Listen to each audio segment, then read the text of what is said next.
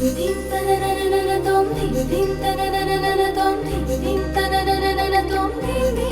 శ్రీమన్మహాగణాధిపతి నమః లక్ష్మీనారాయణాయ నమః. పంతులు గారు, ఆ మంత్రాలు కొంచెం త్వరగా కానిచ్చి తాళి కట్టించండి.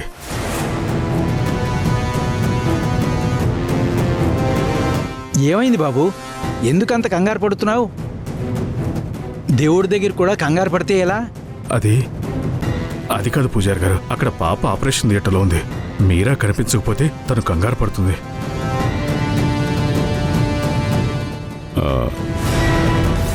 ఇంకా 2 గంటల పైన టైం ఉంది కదా దాస్. టైం మన దగ్గర ఉండొచ్చు రాజీవ్, కానీ పేషెంట్ దగ్గర ఉండదు కదా. హాస్పిటల్ నుంచి వరుసగా కాల్స్ వస్తున్నాయి. డాక్టర్స్కి ఫోన్లో సమాధానం చెప్పొచ్చు, కానీ ఆ చిన్న పాప భయానికి ఏం చెప్పగలం? తనకి మనం పక్కనున్నామనే ధైర్యం ఇస్తేనే ఆ మందులు కూడా పనిచేస్తాయి.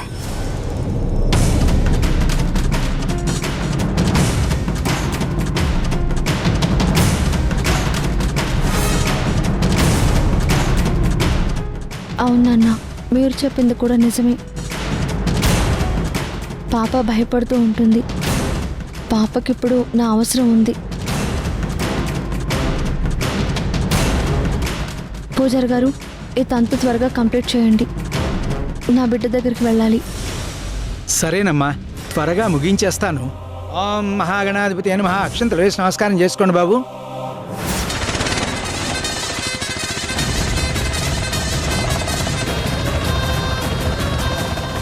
కన్న బిడ్డని కూడా చూడకుండా చంపేసిన రాక్షసుడు మిమ్మల్ని ఇక్కడికి పిలిచాడంటే మిమ్మల్ని కూడా ఏదో ఒకటి చేస్తాడు మామయ్య. ఏం మాట్లాడుతున్నావు వసుంధరా? ఇదంతా నిజమా? ఆ దాసు ఆస్తి కోసం కన్న కొడుకుని చంపి నిన్ను కూడా బతికున్న శవాన్ని చేశాడా? మల్లికా మేడం మీద కక్ష తీర్చుకోవడానికి నన్ను పావులా వాడుకున్నాడా?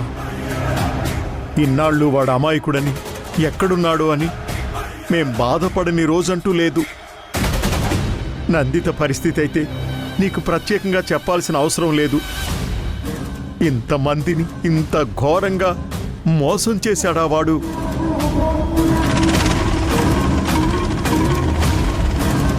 అవును మామయ్య, ఇన్నాళ్ళు ఒక లెక్క, ఇప్పటి నుంచి ఒక లెక్క. ఇకపై వాడి ఆటలు సాగనివ్వను.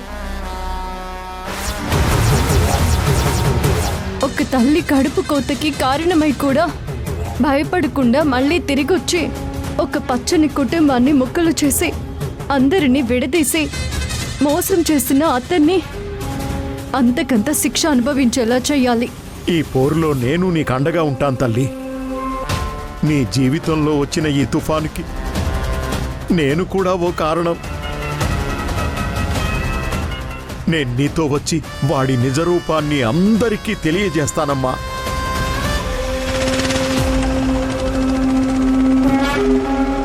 ముఖ్యంగా నందితకి చెప్పాల్సిన బాధ్యత నాకుంది. తను నేను చెప్పింది నమ్మే మళ్ళీ మీ ఇంటికి తిరిగొచ్చింది. నా కుటుంబాన్ని నా చేతులతోనే నాశనం చేసుకునేలా చేశాడు మామయ్య.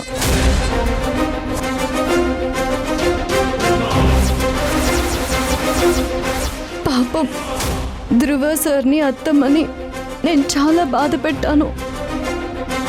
ధ్రువ సార్ అప్పుడు నన్ను నమ్మవాసు అని చెప్తూనే ఉన్నారు. నేనే వినిపించుకోలేకపోయాను.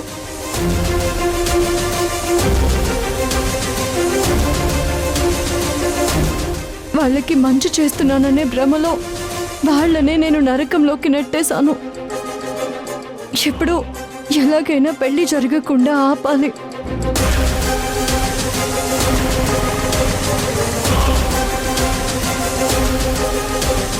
రేయ్, రెడీగా ఉన్నావా? రెడీగా ఉన్నా అన్న. వాళ్ళు దగ్గరలోనే ఉన్నారు. ఇప్పుడే మెయిన్ రోడ్ నుంచి హైవే మలుపు తిరిగారు. నువ్వు చాలా ఎలర్ట్గా ఉండు. అలాగే అన్న. జస్ట్ 5 మినిట్స్లో పని అయిపోవాలి. వాళ్ళ ప్రాణాలు గాల్లో కలిసిపోవాలి. ఆల్రెడీ దాసన్న చాలా కోపంగా ఉన్నాడు. ఇది ఏమాత్రం మిస్ అవ్వకూడదు, సరేనా? సరే అన్న.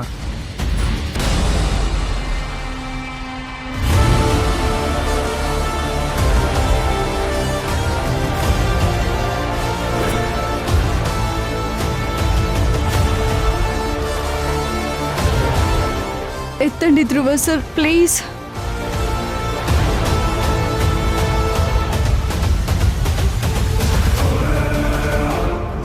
అత్తమ్మ ప్లీజ్ ఫోన్ లిఫ్ట్ చేయండి. పోనీ పోనీ రాజీవ్ సార్కి చేయకూడదా వసుంధర? చేశాను మామయ్య, ఎవరి కాల్ కలవడం లేదు.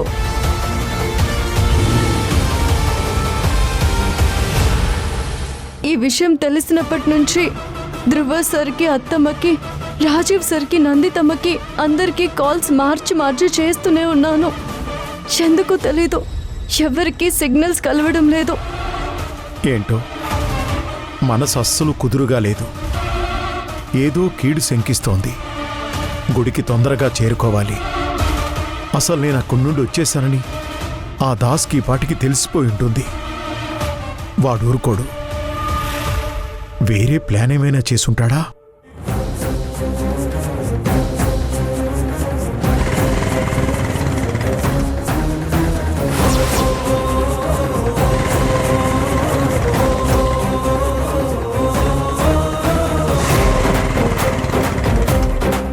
అన్న, గుడికి వెళ్ళడానికి ఇంకెంత టైం పడుతుంది? దగ్గరకు వచ్చేసామమ్మా. ఈ మలుపు తిరిగితే గుడి రోడ్డే. ఇంకో 10 నిమిషాలు అక్కడ దించేస్తాను.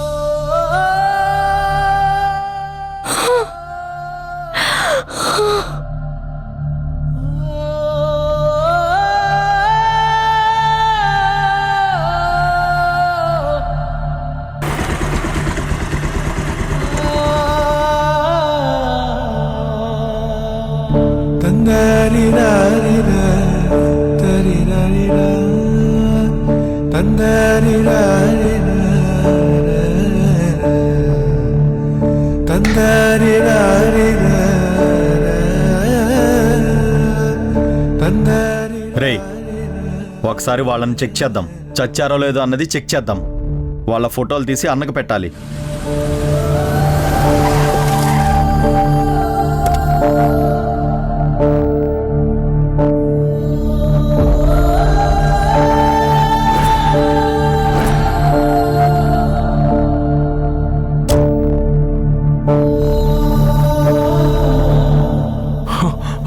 అమ్మా వసుంధరా, అమ్మ వసుంధరా, వసుంధరా, అమ్మ వసుంధరా, అమ్మ వసుంధరా, అమ్మ లేమ్మా.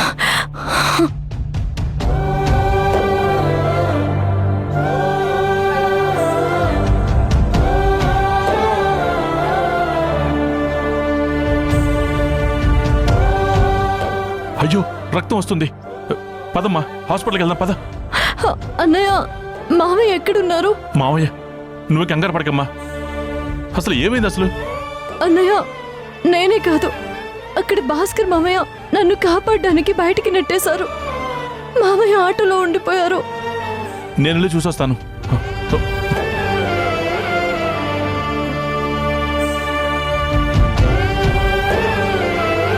మావయ్య, మావయ్య, మావయ్య, మావయ్య.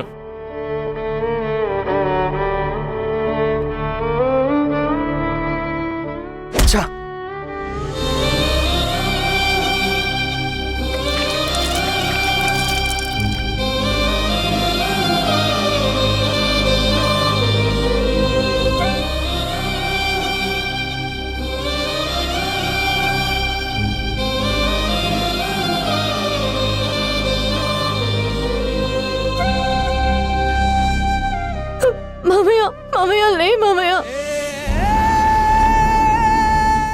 కళ్ళు తెరు మామయ్య, నీకేం కాదు మామయ్య.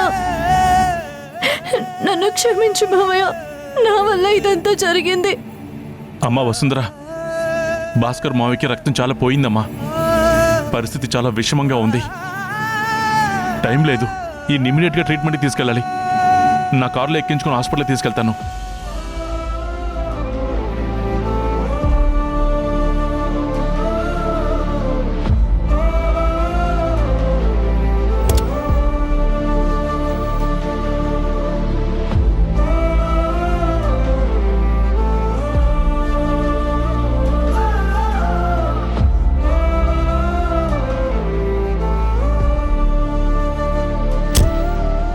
మీరు పదండి.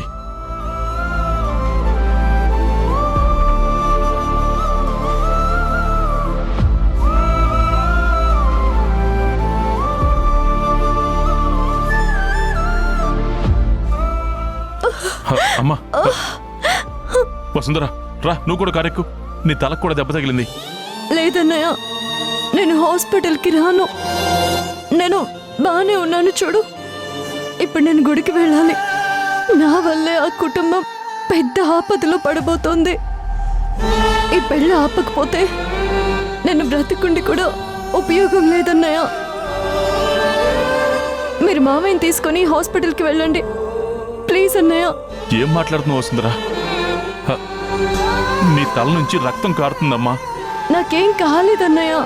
ఒకవేళ అయ్యుంటే ఇంతసేపు ఇలా ఎలా ఉంటాను చెప్పు. నేను వెళ్ళి పెళ్ళిని ఆపాలి. నాకిప్పుడు బాగానే ఉంది. నేను అడవగలను అన్నయ్య. ప్లీజ్ అన్నయ్య, మీరు వెళ్ళి మామయ్య ప్రాణాలు కాపాడండి. వెళ్ళండి అన్నయ్య, ప్లీజ్ అన్నయ్య. అమ్మా వసుంధర, మీరు వెళ్ళండి. అది కాదమ్మా, నేను చెప్పేది వినమ్మా. ప్లీజ్ అన్నయ్య, ప్లీజ్ వెళ్ళండి. సరేమ్మా, జాగ్రత్త. వెళ్ళు. జాగ్రత్త అమ్మా.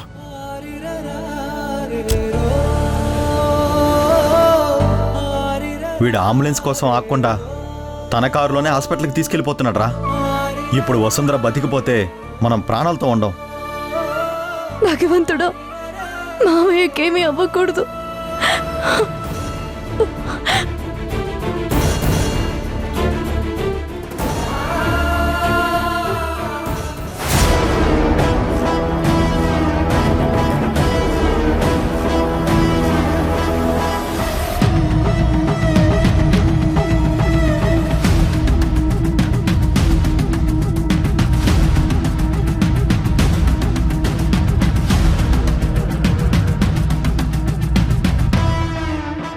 అసలు ఏమైందో ఏంటో. గుడిలో జామర్స్ పెట్టడం వల్ల సిగ్నల్ సరిగ్గా లేవు. ఆ వసుంధర భాస్కర్ చచ్చారన్న కబురు వింటే కానీ నాకు మనసు కుదుట పడదు.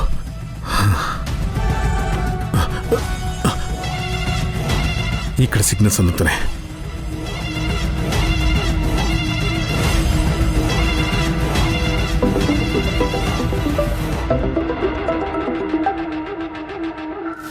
ఏరా, పని అయిపోయిందా? ఆ వసుంధర కాటికి వెళ్ళిపోయిందని చెప్పు. అన్నా అది దాసన్న, అది నాంచకుండా ఏమైందో చెప్పరా. లారీతో ఆటోనైతే లేపేశామన్నా. కానీ ఎక్కడి నుంచో ఒకడు కారులో వచ్చి భాస్కర్ని వాడెవడో వచ్చి కారులో తీసుకెళ్ళిపోయాడన్నా.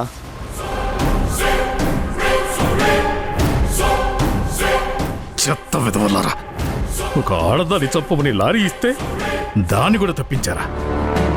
అది కాని గుడికొచ్చిందా నా 20 ఏళ్ల పగ, నా ప్లాన్ అన్ని బూడిదలో పోసిన పన్నీర్ అయిపోతాయిరా. చావాలి, ఇప్పుడే చావాలి. అన్నా నువ్వు కంగారు పడకన్నా. నిన్నే జైలు నుంచి ఇర్ఫాన్ బాయ్ గ్యాంగ్ రిలీజ్ అయింది. బీహార్ నుంచి వచ్చిన స్పెషల్ గ్యాంగ్ అన్నది. మీకు తెలుసు కదన్నా వాళ్ళు ఎంత క్రూరమైన వాళ్ళు. 5 రూపాయలకి 10 రూపాయలకి స్పాట్లోనే మర్డర్ చేసే సైకో బ్యాచ్ అన్నది. వాళ్ళని ఆల్రెడీ పిక్ చేసుకోవడానికి ఇక్కడికే రమ్మన్నాను. వాళ్లతోనే వసుంధరాని లేపిచ్చేద్దాం. ఆ బ్యాచ్ జైల్లో ఉన్నప్పుడు ఆ బ్యాచ్ని చూస్తే అందరం దూరంగా ఉండేవాళ్ళం. పరమ కిరాతకులు వాళ్ళు. సరే, ఆలస్యం చేయకండి. ఆ బీహార్ బ్యాచ్తో వసుంధరని ముక్కలు ముక్కలుగా నరికించేయండి. ఈసారి గాని మిస్ అయిందా మిమ్మల్ని నేనే నరికి చంపేస్తా. జాగ్రత్త. అలాగే అన్నా.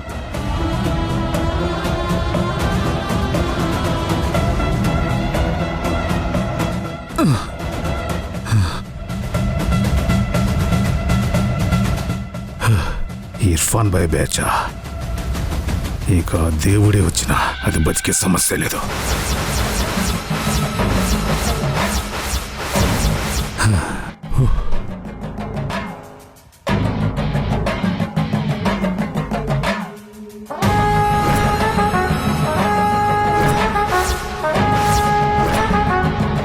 ఎవరు మీరు? నన్ను వదిలేయండి, నేను అర్జెంటుగా వెళ్ళాలి.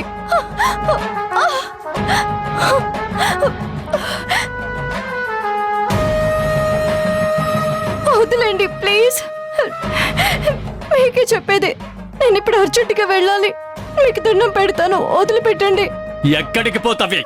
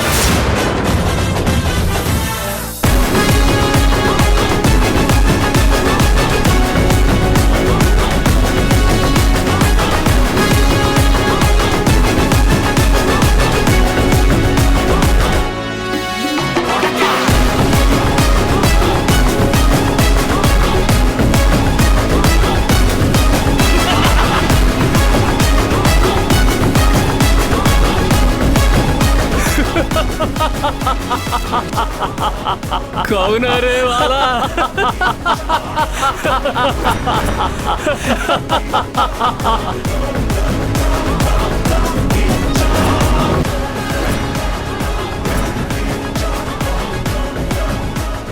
Wait, sister. Just 2 minutes.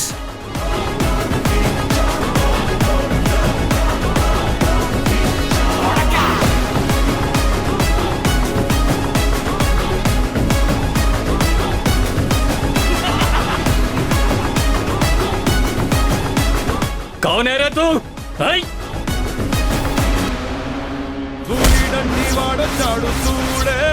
महावीरुडल्ने kabaddi दिवीडे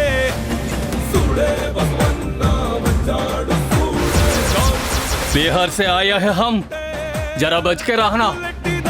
మీరు బీహార్ నుంచి వస్తే ఏంట్రా, ఇక్కడికి వచ్చాక ఇది మా ఊరు. మా ఊరి గాలి పీల్చారు కదా, మా ఊరి రూల్ కూడా వినండి. ఆడదాని మీద చెయ్యి పడితే తలలు తెగిపోతాయి. మీ ఏరియాలో మీరు తోపులు కావచ్చు, కానీ ఇది నా ఏరియా. తూ బచ్ కే రహనా బచ్చా.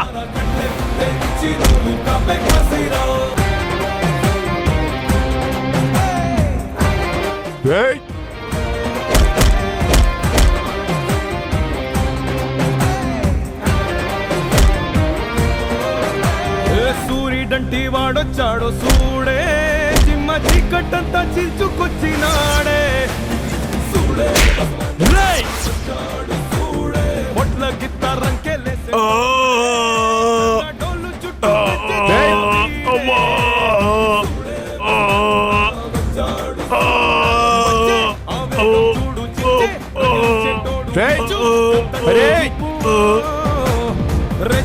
రెగాడో నేడు చచ్చి పోతావు చూడు, వీరా బదుడు వీడు.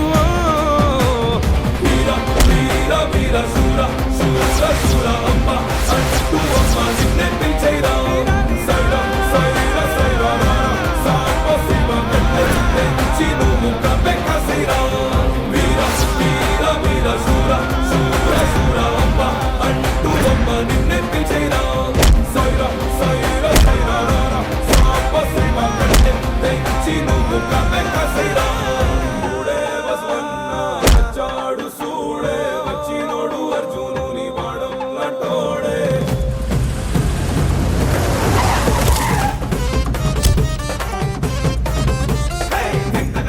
సార్. వీళ్ళందరినీ తీసుకెళ్ళండి. అలాగే సార్. Constables arrest them. రేయ్ లేరా, పదరా, పదా, లే. పద.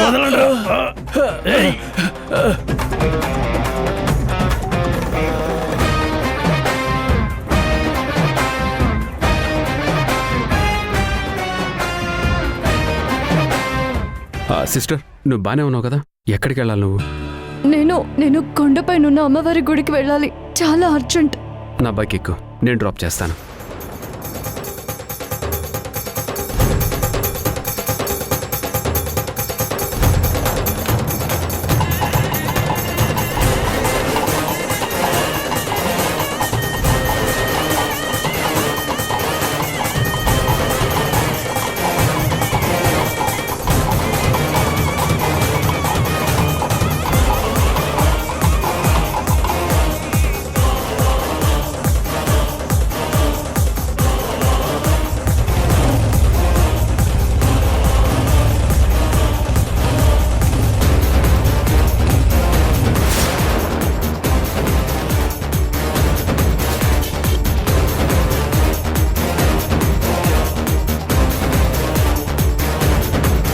ఆపండి. ఇదిగోండి ఆధారం. ధ్రువ సార్కి ఈ మీరాకి అసలు సంబంధమే లేదు. నందిత మేడంకి కూతురుగా యాక్ట్ చేయమని ఈ దాస్ చెప్తేనే చేశాను. ఇంతకీ నా కూతురు ఎవరు? ఈ వసుంధర నీ కూతురు. ఇంకెప్పుడు మళ్ళీ వదిలేసి వెళ్ళవుగా? ఇంక మిమ్మల్ని వదిలి వెళ్ళను సార్.